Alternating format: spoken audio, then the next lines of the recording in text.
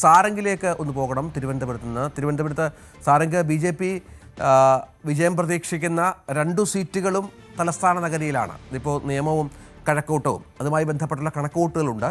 പക്ഷേ LDF നിർണായകമാണ്. അവരുടെ സിറ്റിംഗ് MLA-മാരുടെ എണ്ണം ഏറ്റവും അധികമുള്ള ജില്ലകളിലൊന്നാണ് തിരുവനന്തപുരം. അവിടെ മിക്ക സ്ഥലങ്ങളിലും അവർ വലിയ പോരാട്ടം നേരിട്ടിരുന്നു, സംശയമില്ല. UDF വലിയ വിജയപ്രതീക്ഷയിലുണ്ട്. സീറ്റ് എണ്ണത്തിൻ്റെ കാര്യത്തിലൊക്കെ ചില പ്രവചനങ്ങൾ അവരുടെ ഭാഗത്തുനിന്നുണ്ടായിട്ടുണ്ട്. ഏതായാലും ഈ അവസാന ദിവസത്തെ കണക്കുകൂട്ടലുകൾ വരുമ്പോൾ ഈ പഴയതുപോലുള്ള ആത്മവിശ്വാസം 3 മുന്നണികൾക്കും തലസ്ഥാനത്തുണ്ടോ?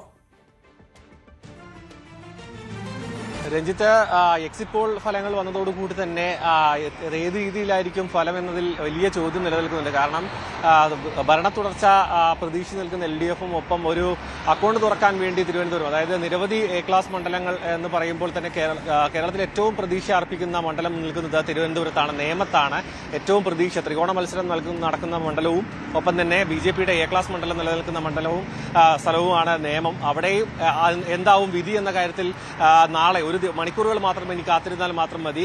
എന്തുതന്നെയായാലും ഒരു ഭരണ തുടർച്ചയുടെയും ഒപ്പം ഭരണ അട്ടിമറിയുടെയും കാര്യങ്ങൾ തീരുമാനിക്കുന്നത് ഇപ്പോൾ മലബാർ ഏരിയകളിലാണെന്നുണ്ടെങ്കിൽ അവിടെ ഒരു ഏകദേശം ഒരു പ്രതീക്ഷ അർപ്പിക്കാൻ കഴിയുന്ന മണ്ഡലങ്ങളാണ്. പക്ഷേ ഈ ഒരു ഭരണ അട്ടിമറി അടക്കം അതിന് കാരണമാകാൻ സാധ്യതയുള്ള കൂടുതൽ മണ്ഡലങ്ങൾ നിൽക്കുന്നത് തെക്കൻ ജില്ലകളിലേക്കാണ്. അതുതന്നെ തിരുവനന്തപുരം ജില്ലയിലും വലിയ അട്ടിമറി UDF പ്രതീക്ഷിക്കുന്നുണ്ട്. മാത്രമല്ല അക്കൗണ്ട് തുറക്കാൻ പ്രതീക്ഷ അർപ്പിക്കുന്ന മണ്ഡലം നേരത്തെ സൂചിപ്പിച്ച പോലെ തന്നെ നേമവും ഇവിടെ തിരുവനന്തപുരത്താണുള്ളത്.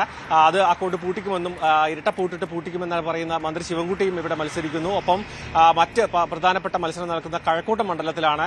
കാരണം കടകംപള്ളി സുരേന്ദ്രനാണ് മത്സരിക്കുന്നതും ഒപ്പം അവിടെ ശക്തമായൊരു മത്സരവും കാത്തുസൂക്ഷി വെച്ചിട്ടുണ്ട്. ഒപ്പം R ശ്രീലേഖ മത്സരിക്കുന്നു. അങ്ങനെ പല മണ്ഡലങ്ങൾ, അതായത് തലസ്ഥാന നഗരി തലസ്ഥാനത്തെ പല മണ്ഡലങ്ങളും ത്രികോണ മത്സരങ്ങൾ നടക്കുന്ന മണ്ഡലങ്ങളാണ്. അവിടെ ആര് ജയിക്കും, ആര് തോൽവി നേരിടുമെന്ന കാര്യത്തിൽ കൃത്യമായ ഒരു ഉറപ്പ് അത് ആർക്കുമില്ല. ഒരു നേരിയ മാർജിനിലുള്ള വിജയങ്ങളായിരിക്കാം ഇവിടെ കൂടുതലും ഉണ്ടാവുക എന്നാണ് മുന്നണികൾ പ്രതീക്ഷ അർപ്പിക്കുന്നത്. ഒപ്പം തന്നെ ഈ ഒരു മണ്ഡലങ്ങളിലെ വിജയം ഏത് രീതിയിൽ ഭരണത്തിലേക്കുള്ള, അതായത് ഏത് മുന്നണിയാണോ ഭരണത്തിലേക്ക് വരുന്നത് അവരെ ഏത് രീതിയിലേക്ക് ഈ ഒരു തിരുവനന്തപുരം ജില്ലയിലെ മണ്ഡലങ്ങൾ സ്വാധീനിക്കും എന്ന കാര്യത്തിലും വ്യക്തത കുറവ് ഇപ്പോഴും മുന്നണികൾക്കുണ്ട്. ഒരു പ്രതീക്ഷ, അതായത് എക്സിറ്റ് പോൾ ഫലങ്ങൾ പിന്തുടർന്നുകൊണ്ടാണ് UDF ഇപ്പോൾ നേരത്തെ സൂചിപ്പിച്ച പോലെ തന്നെ ഒരു ഭരണം ഉറപ്പിച്ചുകൊണ്ടുള്ള ഒരു ട്രെൻഡാണ് ഇപ്പോൾ UDF ക്യാമ്പുകളിൽ നിൽക്കുന്നത് എങ്കിൽ അതിനപ്പുറത്തേക്ക് ഒരു വിജയം അല്ലെങ്കിൽ എക്സിറ്റ് പോൾ ഫലങ്ങളെ മറികടന്നുകൊണ്ട് ഒരു ഭരണ തുടർച്ച ഉണ്ടാകുമെന്നൊരു പ്രതീക്ഷയിലാണ് ഇപ്പോൾ LDF ക്യാമ്പുകൾ നിൽക്കുന്നത്. ഒപ്പം തന്നെ സംസ്ഥാനത്ത് ശിവൻകുട്ടി പൂട്ടിയ അക്കൗണ്ട് അത് 1-ൽ നിന്നും അധികം നമ്പറുകളിലേക്ക് എത്തിക്കൊണ്ട് ഒരു ശക്തമായ മുന്നണി, നമ്മളുടെ നേരത്തെ രാജീവ് ചന്ദ്രശേഖർ അടക്കം സംസാരിച്ചപ്പോൾ നമ്മുടെ കഴിഞ്ഞ ദിവസങ്ങൾ, അതായത് ഇലക്ഷന് മുൻപ് തന്നെ പ്രതികരിച്ചിരുന്നു 2 മുന്നണികളിലേക്ക് കേരളം മാറും, അതായത് ഈ ഒരു കോൺഗ്രസും മാറി BJP-യും ശക്തമായ ഒരു മുന്നണിയിലേക്ക് വരുമെന്നായിരുന്നു അദ്ദേഹം പ്രതികരിച്ചത്. അത്തരത്തിലുള്ള ഒരു ട്രെൻഡ് മാറ്റം ഇത്തവണ കേരളത്തിൽ ഉണ്ടാകുമോ, അതിന്റെ തുടക്കം നേമത്ത് നിന്നാകും എന്നടക്കമുള്ള കാര്യങ്ങളിൽ നാളെ ആയിരിക്കും വ്യക്തത വരിക. എന്ത് തന്നെയായാലും 3 ക്യാമ്പുകളിലും വലിയ പ്രതീക്ഷ നിലനിൽക്കുന്ന ജില്ലയാണ് തിരുവനന്തപുരം. അത് ഏത് രീതിയിലായിരിക്കും ജനം അതിന് മനസ്സ് നൽകിയിരിക്കുന്നുണ്ടാവുക, അല്ലെങ്കിൽ വോട്ട് ഏത് രീതിയിലേക്കായിരിക്കും മറിയുക എന്നത് നാളെ മണിക്കൂറുകൾക്കകം തന്നെ മനസ്സിലാക്കാൻ കഴിയും.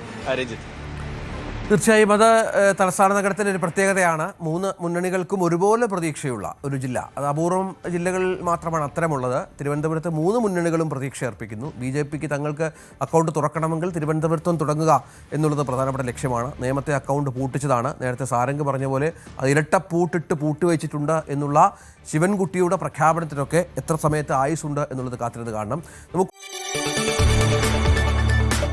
കൂടുതൽ വാർത്തകൾക്ക് News 18 Keralam YouTube channel subscribe ചെയ്യുക.